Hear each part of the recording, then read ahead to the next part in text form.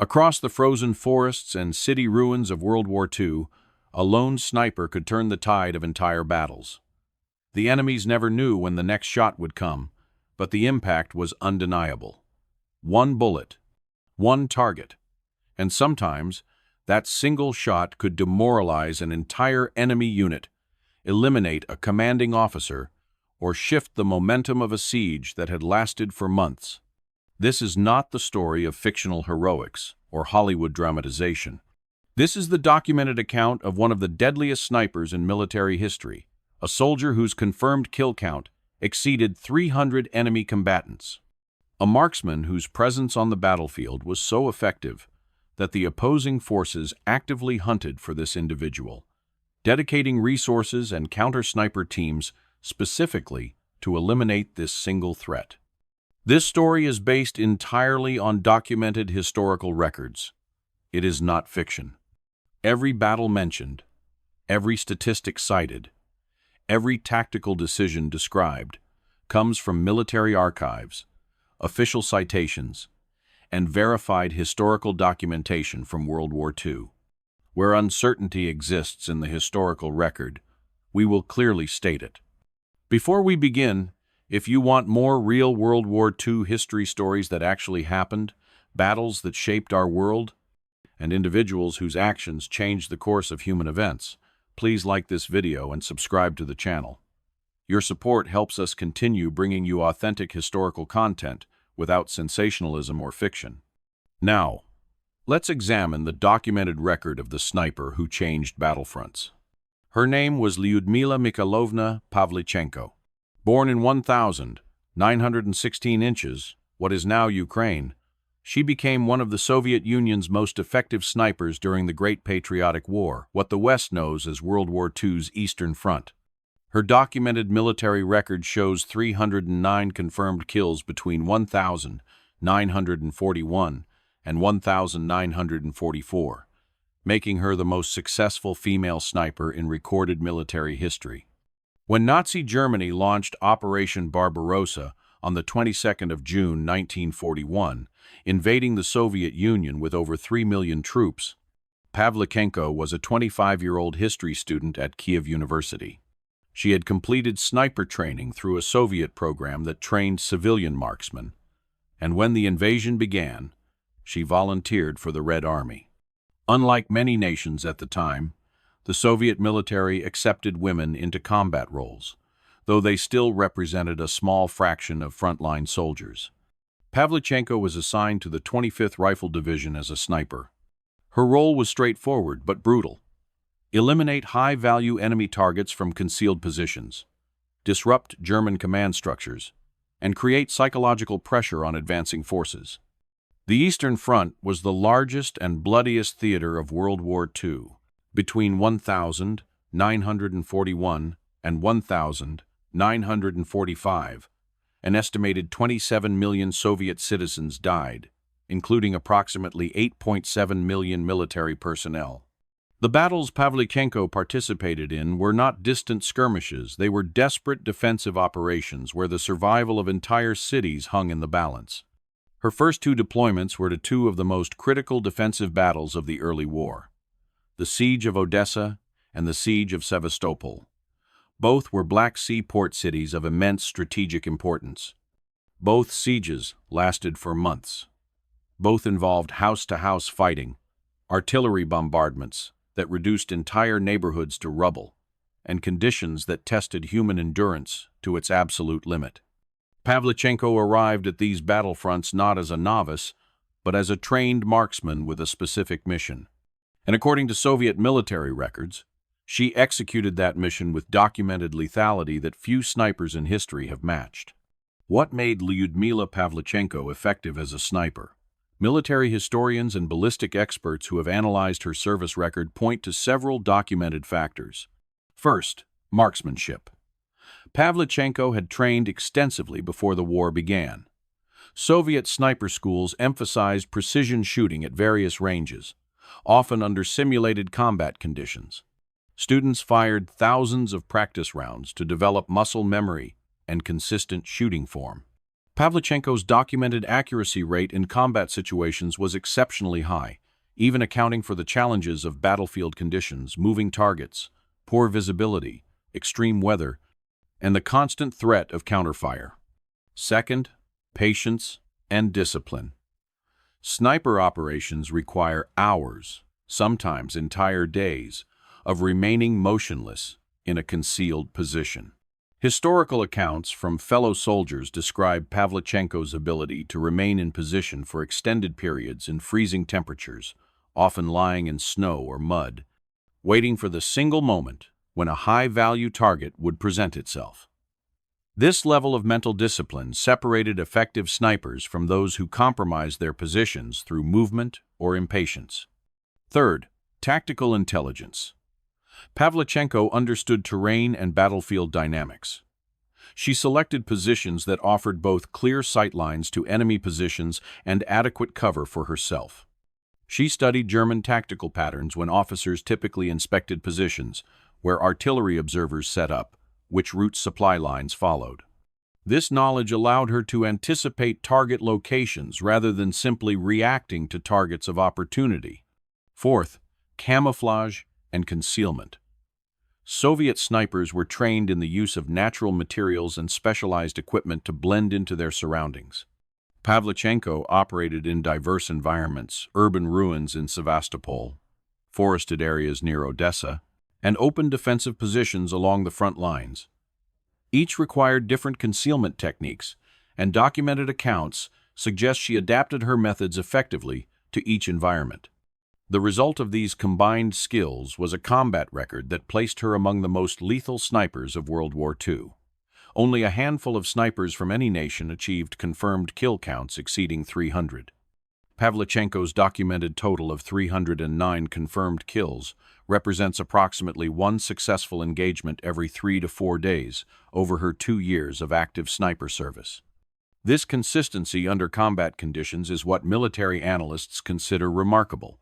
Soviet sniper doctrine in World War II emphasized specific tactical principles, and Pavlichenko's documented operations reflect adherence to these established methods.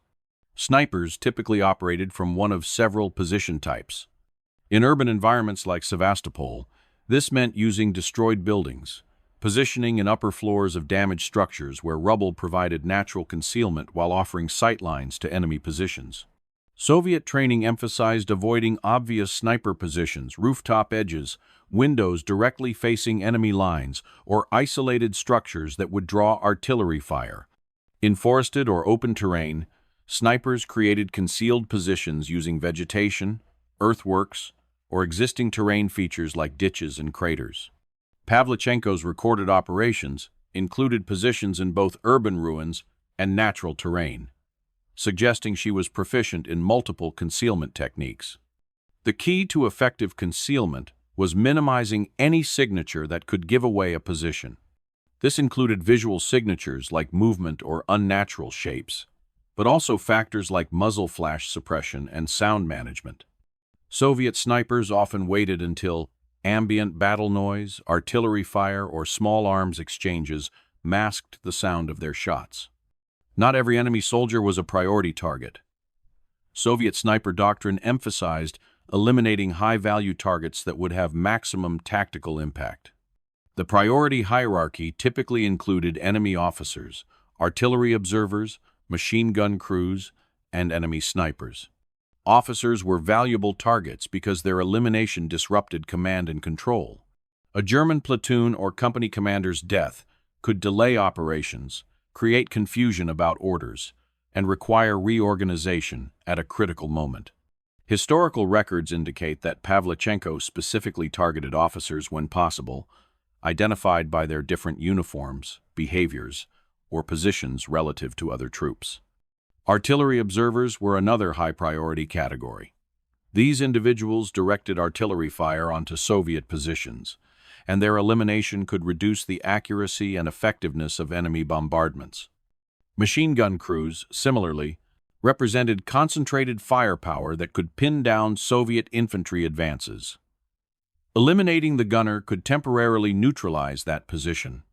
Enemy snipers were both a threat and a priority target. Counter-sniper operations required patience and tactical awareness.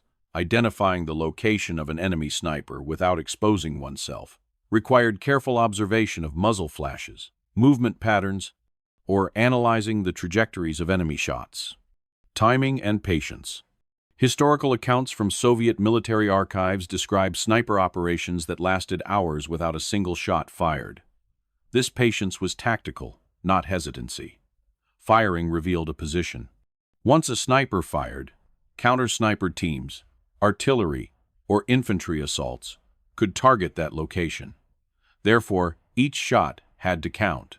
Pavlichenko's documented approach involved waiting for specific conditions: clear identification of the target, confirmation of target priority, optimal range for shot accuracy, and environmental conditions like wind or visibility that wouldn't compromise the shot. Only when all factors aligned would she take the shot. After firing, immediate relocation was often necessary, though this depended on circumstances. If the shot was masked by other combat noise and the position remained concealed, a sniper might remain in place. If the shot drew attention or counterfire, immediate displacement to a secondary position was critical for survival. Coordination with infantry units. Snipers did not operate in complete isolation. They coordinated with infantry units, providing reconnaissance information, covering infantry movements, and sometimes receiving protection from infantry elements who secured the approaches to sniper positions. During defensive operations at Sevastopol, documented records indicate that snipers like Pavlichenko worked alongside rifle units holding defensive lines. The snipers eliminated targets that threatened those positions or targeted enemy forces preparing for assaults. During offensive operations, snipers moved forward with advancing units, providing overwatch and eliminating resistance points. Adaptation to conditions. The Eastern Front presented extreme conditions. Winter temperatures regularly dropped below freezing. Summer brought dust, heat, and different visibility challenges. Urban combat differed tactically from forest or open terrain fighting. Pavlichenko's service record spans multiple environments and seasons, indicating her ability to adapt tactics to changing conditions. It's important to note that specific details about individual engagements, exact times, specific target identities, or precise mission objectives are often not preserved in historical records or remain classified in military archives. What we can document is the overall tactical approach, the types of operations conducted, and the verified results. 309 confirmed eliminations over approximately 2 years of active combat service. Lyudmila Pavlichenko's combat service centered on 2 major defensive operations that were critical to the Soviet war effort in 1941 and 1942. Odessa was a major Black Sea port city, strategically vital for Soviet naval operations and supply lines. When German and Romanian forces surrounded the city in August 1941, Soviet commanders made the decision to defend it rather than retreat. The siege lasted for 73 days. Pavlichenko arrived in Odessa with the Red Army's defensive forces. This was her first combat deployment as a sniper. According to Soviet military records, she achieved her first 2 confirmed kills within her initial days of combat. These early eliminations established her capability under actual battlefield conditions, transitioning from training scenarios to real combat, where targets returned fire and counter-sniper operations were active. The fighting in Odessa was intense and often occurred at close ranges. Unlike later stages of the war, where front lines stabilized into more static positions, the siege of Odessa involved fluid defensive battles, counterattacks, and urban combat in the city's outskirts and port facilities.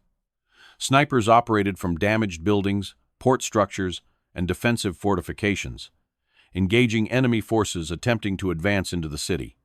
During the Odessa defense, Pavlichenko's documented kill count increased steadily.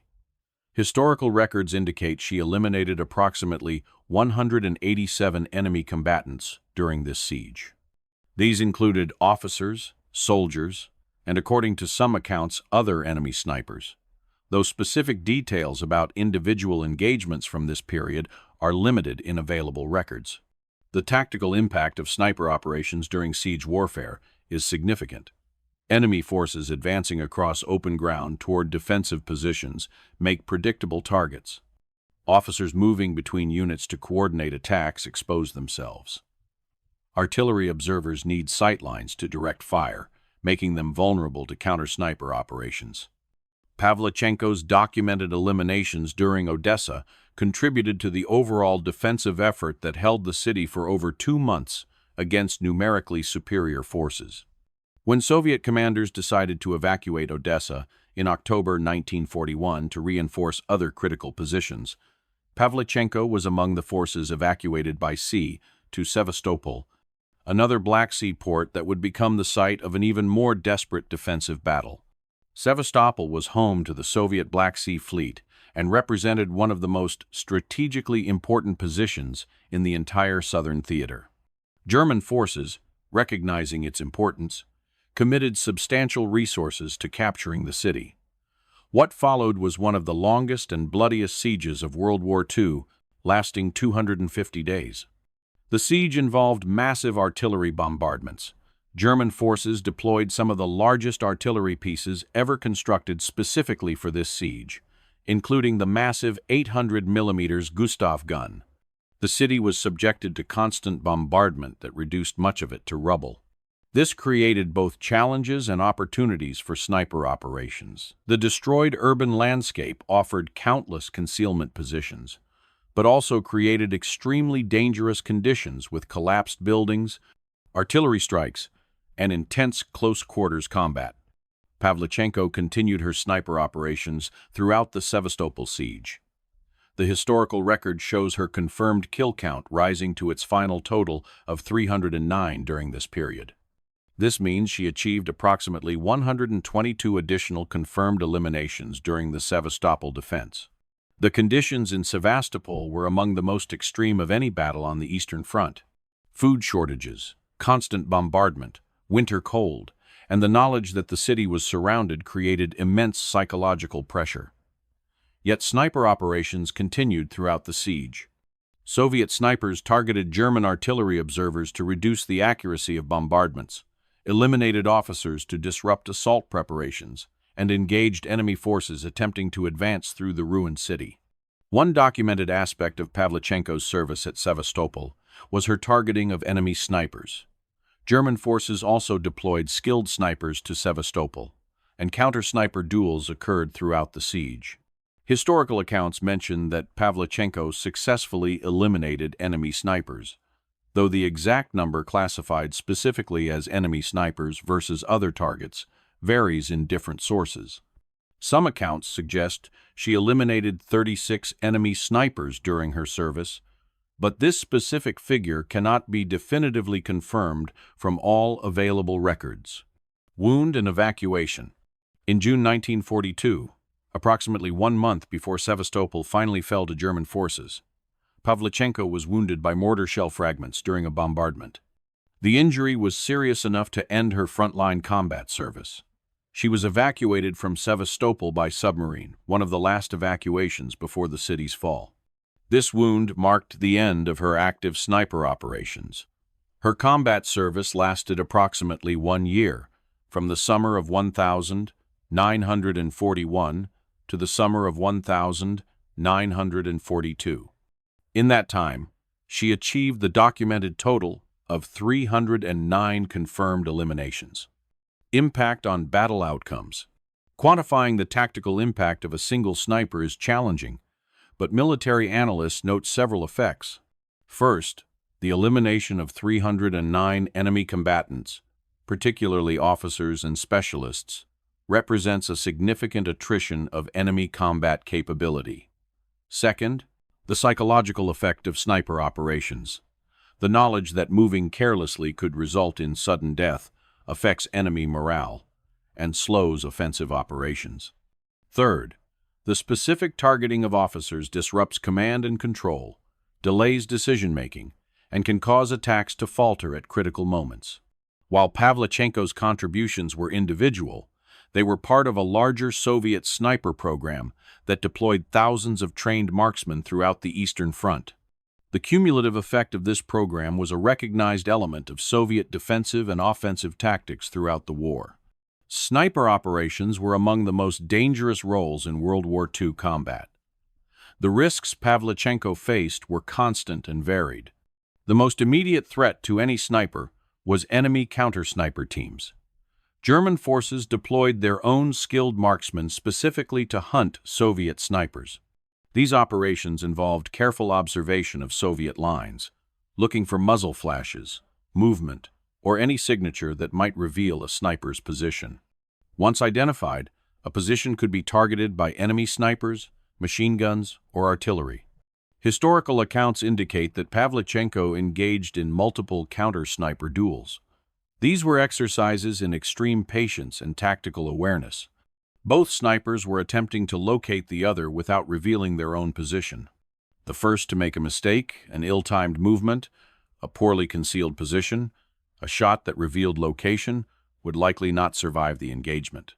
The documented fact that Pavlichenko survived these encounters while eliminating enemy snipers speaks to her situational awareness and tactical skill. However, the exact details of specific counter-sniper engagements, times, locations, identities of opposing snipers are largely not preserved in accessible historical records. Artillery and bombardment.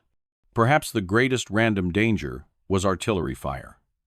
Both Odessa and especially Sevastopol were subjected to massive, sustained bombardments. Artillery shells did not discriminate between targets. A sniper could execute perfect tactics, maintain perfect concealment, and still be killed by a random shell strike.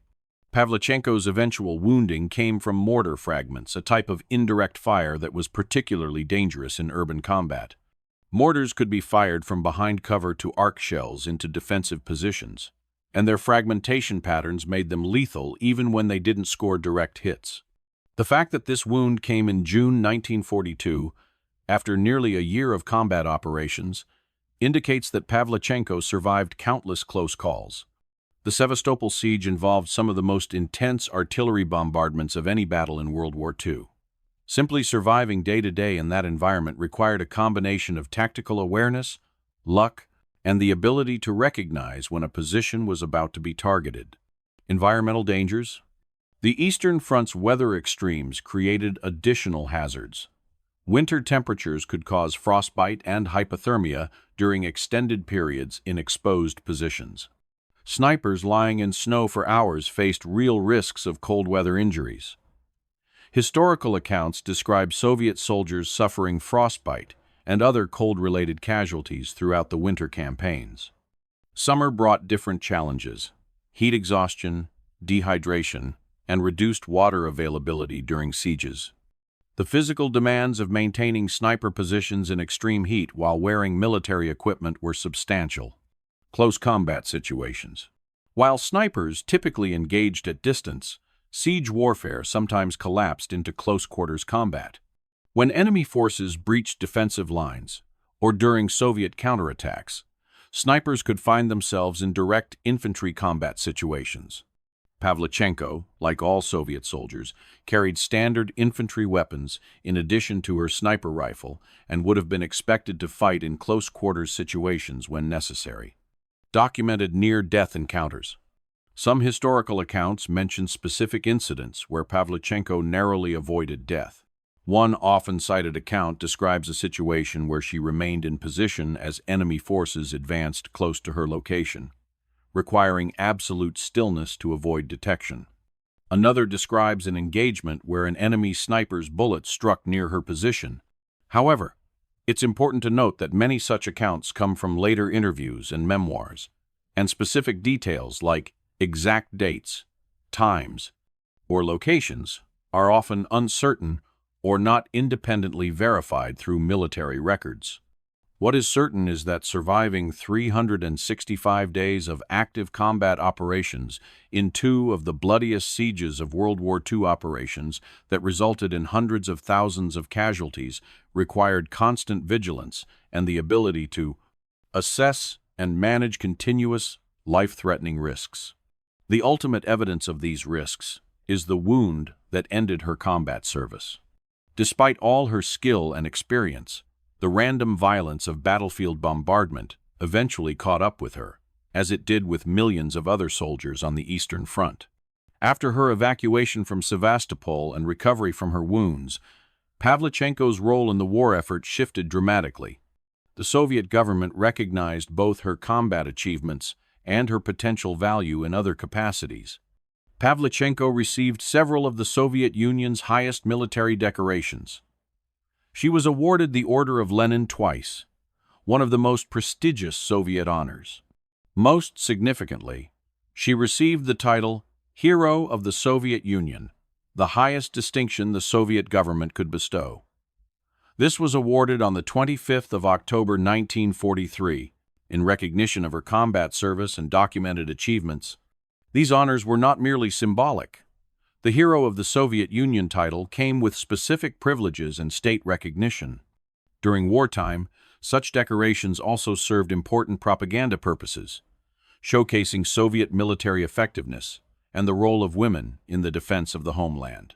In late 1942, while still recovering from her wounds, Pavlichenko was sent on an international tour to the United States, Canada, and the United Kingdom.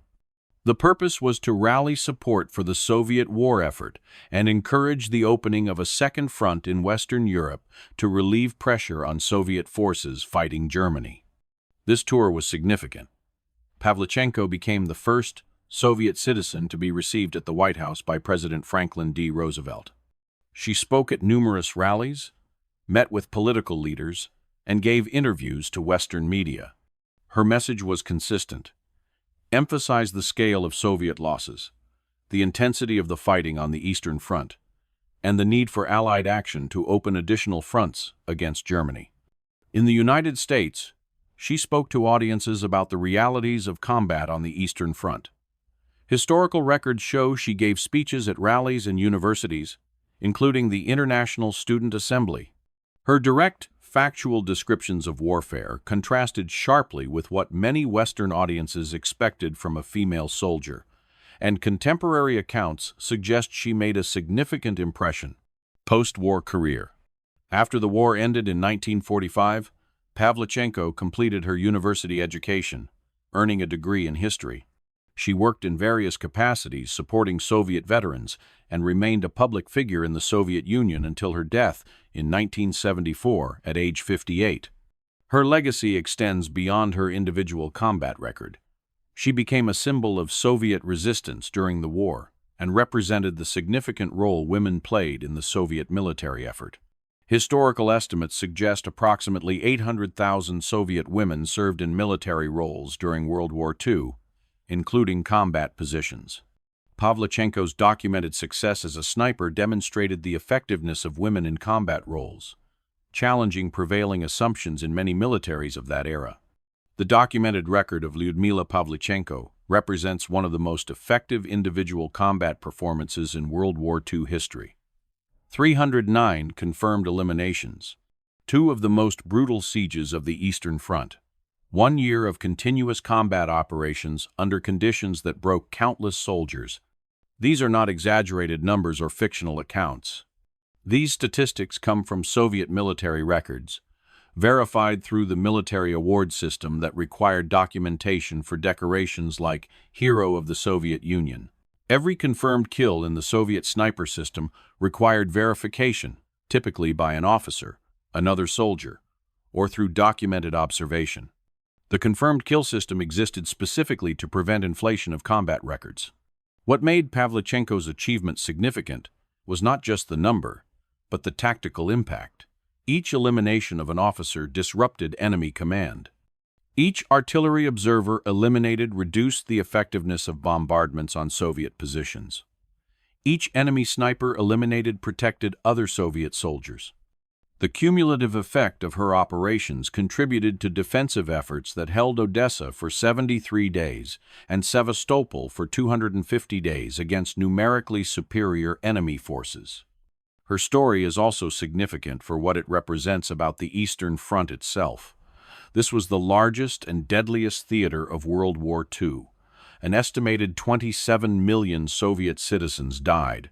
The battles were fought with an intensity and scale that dwarfed other theaters. Individual soldiers like Pavlichenko operated in an environment of total war, where survival itself was uncertain and every day brought life-threatening danger. This is documented history.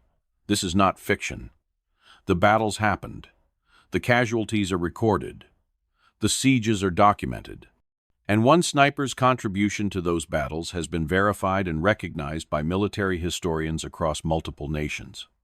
If you found this historical account valuable and want more real World War II history, actual documented events, battles that shaped our world, and individuals whose actions changed the course of history, please like this video and subscribe to the channel.